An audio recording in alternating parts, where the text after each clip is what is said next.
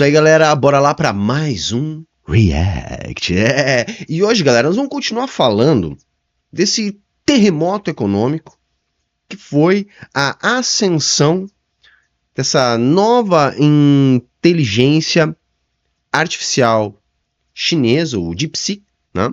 Que está aí provocando um pânico no mercado. A gente já repercutiu aqui, mas ainda tem mais coisa para a gente falar, porque eu quero aproveitar todo esse imbróglio aí para discutir uma coisa que lá atrás o velho Barba já dizia para a gente, que é a função do capital fictício na economia capitalista, nas bolhas financeiras, nas crises econômicas.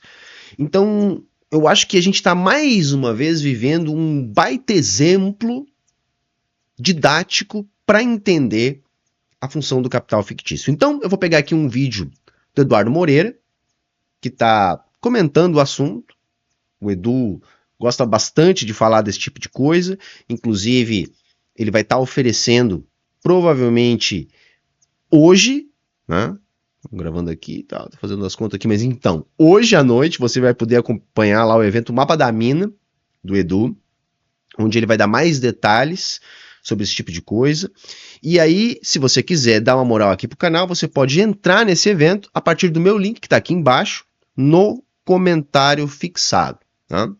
Então, tá aí feito o merchan da aula do Edu, que é parceiro nosso aqui do canal, porque acho que talvez seja importante para entender isso aí. Mas, a partir de uma perspectiva do marxismo, eu vou aqui comentar agora. Já comentamos, mas acho que tem mais coisas para a gente comentar. Então, sem mais enrolação, bora pro vídeo. Turma, sente o tamanho da encrenca em potencial que pode estar se aproximando aí do mundo. Ontem, o Nassim Taleb, ele é uma lenda, né, das mesas de operação, um dos operadores derivativos mais famosos do mundo, e também hoje em dia um filósofo dos mercados. Ele escreveu vários livros como Black Swan, Fooled by Randomness, que aliás é esse aqui, ó, Iludidos pelo Acaso. Isso aqui eu tenho assim o privilégio de ter assinado, foi me dado de presente por ele em 2004, né? E ele é uma das pessoas mais ouvidas no mundo quando o assunto é risco. E ontem ele deu uma entrevista para Bloomberg. Vou colocar aqui a manchete da entrevista para vocês terem uma ideia, dizendo que a queda dos mercados por conta, né, da notícia lá da empresa de inteligência artificial chinesa, DeepSeek, que fez, por exemplo, as ações da Nvidia caírem quase 20% em um dia e destruíram quase $1 trilhão de riqueza do mercado. Ele disse que aquilo pode ser só o começo, que ele espera quedas de 2, 3 vezes maiores do que aquela, potencialmente, né? Porque as pessoas viram que esse negócio de inteligência artificial não é uma coisa sem risco e que isso fez uma rachadura no copo, usando as palavras. Não é nem uma questão só de risco, também, claro, eu só estou complementando aqui, mas o negócio é que isso estava drenando, tá, uma quantidade gigantesca de investimentos, porque se tinha um entendimento que ali se tinha a tecnologia mais revolucionária, mais disruptiva, e que estaria sob controle desses grupos que estariam na frente dessa corrida. Então, investir nesses grupos que detinham essa tecnologia era mais seguro, porque há um entendimento da tecnologia ser disruptiva, revolucionária, se expandindo para muitas áreas do mercado rapidamente. Então, lógico, ora, se você tem uma tecnologia transformadora, revolucionária em franco desenvolvimento, é lógico que os grupos que controlam essa tecnologia vão ter uma grandíssima valorização e teremos então retorno desses investimentos com a valorização dos nossos ativos ali aplicados. Qual foi o negócio, né, gente? Como a gente já comentou aqui, o que a DeepSeek fez foi mostrar para o mundo inteiro que não. Esses grupos, essas big techs, OpenAI, enfim, eles não têm o controle dessa tecnologia. Eles não estão imunes a concorrência. Ao contrário, se mostrou para o mundo inteiro que, com uma pequena fração do investimento, você pode ter o resultado superior ao resultado da inteligência artificial que vinha sendo desenvolvida nos Estados Unidos. E mais grave ainda, fazem isso tudo ainda com um sistema de código aberto. Todo mundo pode ir lá, pode alterar, pode copiar, pode se expandir. Enfim, é como eu brinquei aqui no outro vídeo que a gente comentou. É como se uma empresa chinesa, uma pequena startup chinesa, tivesse desapropriado a galinha dos ovos de ouro do momento do capitalismo. E é lógico que isso vai gerar um pânico. E aí é o ponto que eu quero falar sobre a questão do capital fictício. Porque, gente, o capital, ele tem valor, necessariamente tem valor. E o valor no capitalismo, ele é reproduzido pela força de trabalho. O valor, ele é uma relação social real. Ela existe. Vejam, nós valoramos de acordo com aquilo que nós usufruímos, aquilo que nos atende. Então, aquilo que nos atende, quando transformado pela força de trabalho, a partir da natureza, é valorado por nós enquanto sociedade. Então, o valor é algo que existe, não é algo que está apenas na nossa cabeça, algo idealizado. O valor dessas empresas, portanto, deveria ser aferido com base naquilo que essas empresas fabricam em termos de mercadorias. Porque o valor no capitalismo está contido nas mercadorias produzidas pela força de trabalho. Entretanto, o que acontece? Como há uma expectativa muito grande de crescimento do mercado para essas mercadorias, começa a haver um movimento especulativo com as ações dessas empresas responsáveis por essas mercadorias. Então começa a haver um brutal descolamento do valor real dessas mercadorias do valor das ações dessas empresas, porque o valor das ações dessas empresas passa a projetar um valor a ser realizado nas mercadorias dessas empresas. Acontece que não necessariamente isso acontece, isso se realiza. Acontece essa verdadeira valorização.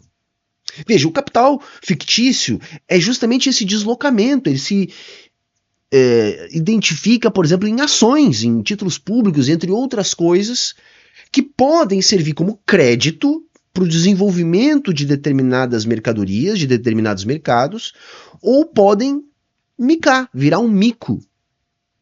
E, ao que tudo indica, é o que pode estar começando de maneira muito violenta com essa nova onda produzida pelo DeepSeek.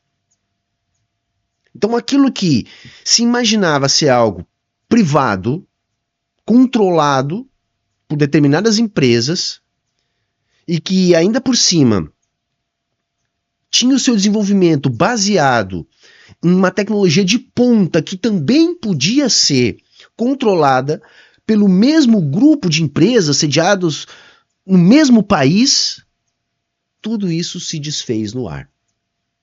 Tudo isso se desfez no ar. Não adiantou o embargo, né, dos ultraprocessadores para a China desenvolver a sua inteligência artificial.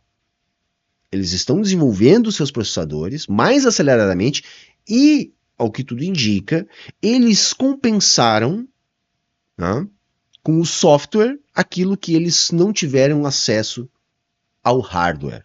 Tanto é que uma das coisas revolucionárias da inteligência artificial da DeepSeek é justamente o fato dela poder rodar em processadores relativamente comuns, e não aqueles super processadores, aquela super placa de vídeo, né, de servidores que, por exemplo, foi embargado de ir para a China para que não houvesse esse desenvolvimento. Então é brutal, gente, é brutal, as perdas são brutais.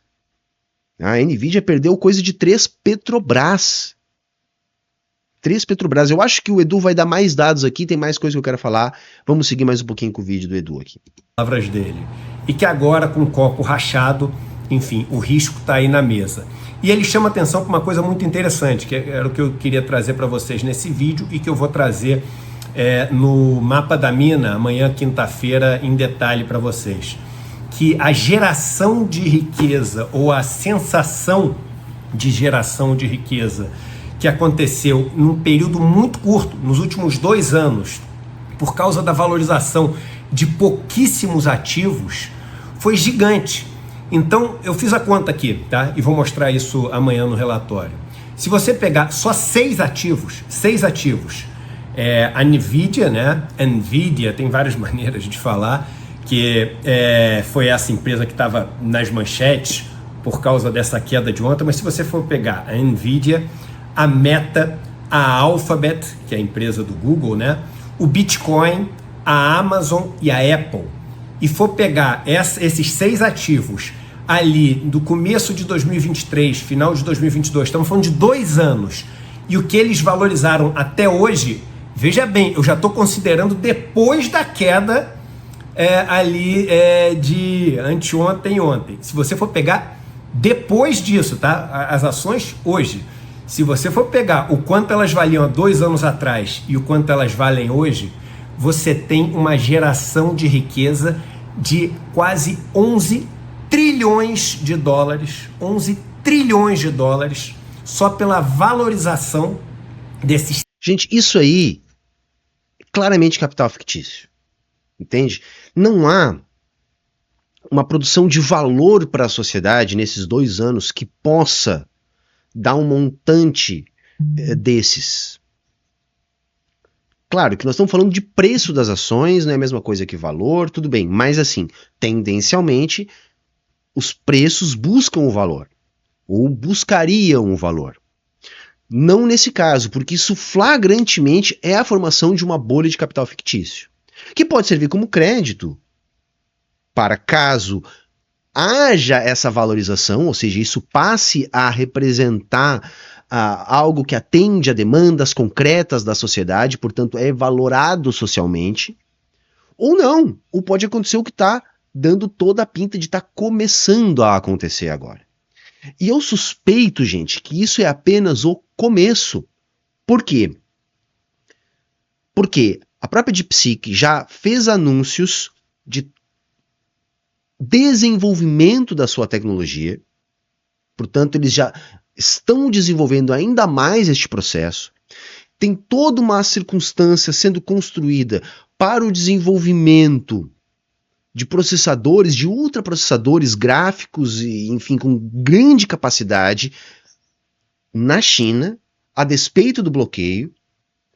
Então isso vai produzir um efeito cascata nos mercados, que é o que o Edu está começando a falar aqui. Eu falei para vocês da queda do Bitcoin e das demais empresas de tecnologia, porque é um grande castelo de cartas. Uma coisa vai puxando a outra. Se havia essa expectativa de crescimento da Nvidia, ou de todo esse setor, todas as empresas desse setor começavam a ser fortemente alavancadas. Do dia para a noite, o que se percebeu, por isso o mundo inteiro falou em momento Sputnik, que na verdade aquilo que o mercado interpretava como uma tecnologia de vanguarda, não é a vanguarda. A vanguarda é muito mais acessível, requer muito menos investimento e está do outro lado do planeta. E pior ainda, open source. Então é um grande terremoto, porque aí a gente tem que entender que o mercado capitalista é uma grande bolha de capital fictício, deve ter coisa de 40 vezes mais capital fictício do que capital no mundo.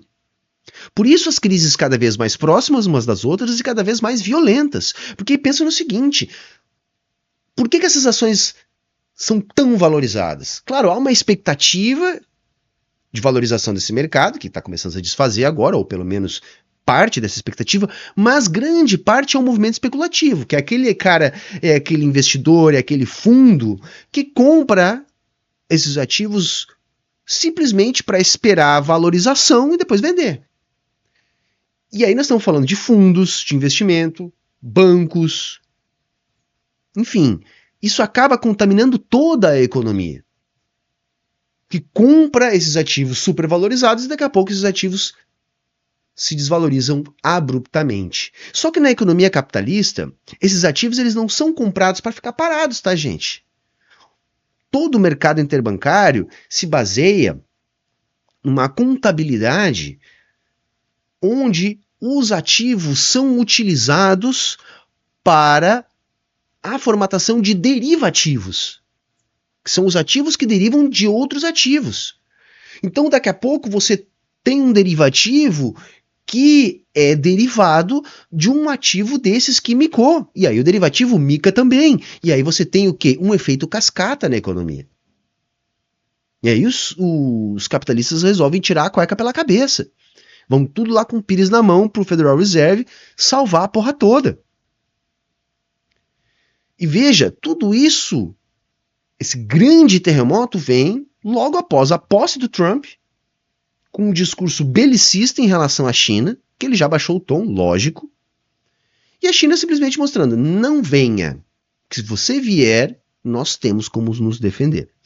E com uma pequena startup, um prejuízo multitrilionário para os Estados Unidos, só para dar um para-te-quieto na jogada e dizer, olha, calma lá. E é isso que eu digo, gente, quando eu falo que uma economia tem que se transformar numa economia imboicotável. Se você quer fazer uma transição socialista, ou você, que é muito mais difícil, penso eu, tem força militar para impedir o que vão fazer com você, ou você consegue, pela via econômica, não ser estrangulado pelo capitalismo. E é o ponto que a China se encontra. É o ponto que a China se encontra. Não dá para boicotar a economia chinesa. Porque a lapada é dura, a resposta é muito violenta. Os Estados Unidos não têm condição. A produção industrial na China é o dobro da produção industrial nos Estados Unidos. E a China tem uma economia que é a grande exportadora do mundo e, portanto, é lá que vai parar os dólares que circulam no mundo inteiro. Não tem como boicotar isso e nem os Estados Unidos têm como enfrentar isso. É preocupante, porque os Estados Unidos parecem se voltar mais para a América Latina, que tem economia muito mais vulnerável, e mais preocupante ainda porque, em desespero, por não poder vencer essa guerra, né, a gente não sabe exatamente até onde eles podem chegar. E a gente sabe que eles não têm limite. Se eles tiverem que produzir uma guerra nuclear para evitar a queda do império, eles assim o farão, sem o menor constrangimento. 6 ativos, 11 trilhões de dólares é mais ou menos o PIB de Alemanha, Japão e Reino Unido somados, ou seja, toda... Entende? Por que não pode ser valor isso, gente? Então quer dizer que 6 empresas valem mais que o produto interno bruto de 3 países desenvolvidos somados? Não tem como, gente. Né? Essa é a loucura que é o capitalismo. A riqueza produzida em um ano inteiro por Alemanha, Japão e Reino Unido são só o que valorizou, não é o quanto valem, não. Esses 6 ativos, né? 6 empresas e a Bitcoin, né? Agora, se você for pegar quanto elas valem hoje, quanto esses 6 ativos juntos valem, eles valem juntos simplesmente quase que o PIB da China. As 5 empresas de Bitcoin valem quase o PIB da China. Então o que o Nassim Taleb alerta é o seguinte: da mesma forma como você gerou essa riqueza num prazo super curto, né, com todas as características que tem as bolhas, eu não estou falando que é uma bolha, mas estou falando que pode ser potencialmente, porque é o que acontece com as bolhas, uma valorização muito rápida e muitas vezes assim irracional, especulativa. Se você tiver um ajuste disso, a destruição de riqueza, ou a sensação de destruição de riqueza, pode ser da mesma ordem, né? E a gente está falando de se um negócio desse cai 50%, obviamente eu estou aqui esticando só para fazer um caso aqui, a gente teria uma destruição de riqueza maior do que o PIB do Japão, né? Só em 6 ativos. Então isso é um risco que ele nos alerta e que a gente tem que ficar extremamente ligado. E amanhã Eu vou entrar em detalhe nisso e em vários outros assuntos no Mapa da Mina. Eu já falei. Mas É hoje, tá, gente? É hoje. Esse vídeo aqui tá estreando agora. Meio-dia. Essa aula do Edu, então, que ele tá falando aqui, é hoje. mais do que nunca, vocês têm que assistir amanhã essa apresentação às 8 horas da noite, gratuita, onde eu vou abordar... E é engraçado o pânico da galera com o que tá acontecendo na China, que agora eles estão acusando a DeepSeek de ter roubado o desenvolvimento da OpenAI lá. Aí assim, galera, então quer dizer, então a empresa chinesa teria roubado da empresa estadunidense aquilo que a empresa estadunidense roubou de nós, é isso? Como é que é acreditado, né? Como é? O ladrão que rouba ladrão tem 100 anos de perdão? Não sei se é o caso. Acho que não, tá, galera? Isso aí, pra mim, tá eivado de preconceito mesmo. Tipo, os chineses lá, aquele povo amarelo lá, não pode ter desenvolvido algo tão genial, né? E o que é mais curioso, pena eu não lembrar o nome agora da desenvolvedora, né? Porque diz que a parada toda da DeepSeek teve como principal desenvolvedora uma mulher, né? E aí é muito curioso, porque há poucos dias o Zuckerberg tá falando lá que tava faltando energia masculina nas Big Techs, né? Aí vem lá uma mina e destrói trilhões de dólares. Né? É bastante interessante olhar por esse lado aí também, tá? O fato é, eu acredito que não, tá? Eu acredito que sim, foi desenvolvido na China. Eles são pioneiros, é uma civilização milenar, né? Por isso que eles são líderes em tantas tecnologias, como eu disse no outro vídeo, 5G, bateria de carro elétrico, tantas outras coisas, né? Trens de alta velocidade, enfim, por aí vai. E ainda assim, os estadunidenses achando que não, eles não podem ter criado nada, eles copiaram da gente, tá? Eu acho que não, mas se tiver copiado, que eu acho que não, bem feito, e que assim seja, porque ladrão que rouba ladrão tem 100 anos de perdão. Porra, eles estão usando pra treinar essas IAs a gente, galera. É tudo um conluio, saca? Tudo que você usa na internet você não paga, tipo as redes sociais, o produto é você. E aí o que eles fazem com esses milhões, né, de informações, você não sabe, mas eles vendem. Vendem para essas empresas e treinam tecnologias desse tipo.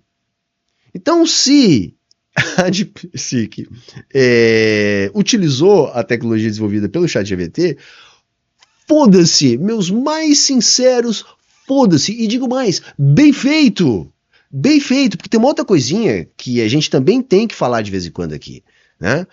Propriedade intelectual é meus ovo. Propriedade intelectual é meus ovo. Não existe essa porra, não tem que existir essa porra, entendeu? Nós também temos que começar a falar disso de novo. Tá? Propriedade intelectual é meus ovo. Dar todos esses assuntos de uma maneira super detalhada para todo mundo poder entender, tá bom? Então, enfim, é assustadora essa história, né? Mas amanhã a gente explica com mais detalhe. Quem quiser se inscrever, eu vou deixar o link aqui embaixo para... Tá aqui no comentário fixado, vai lá. Entra pelo meu link ali no Universo CL, e se você se matricular em qualquer curso lá, você ajuda o produtor aqui que vos fala, tá bom? O produtor aqui que vos fala. E era isso, galera, vamos ficar por aqui, né? O Edu já tá encerrando ali também.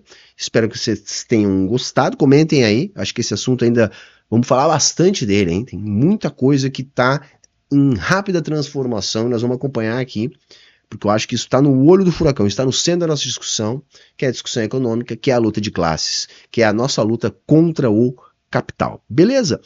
Era isso hoje, falou, valeu, tchau, tchau e até a próxima.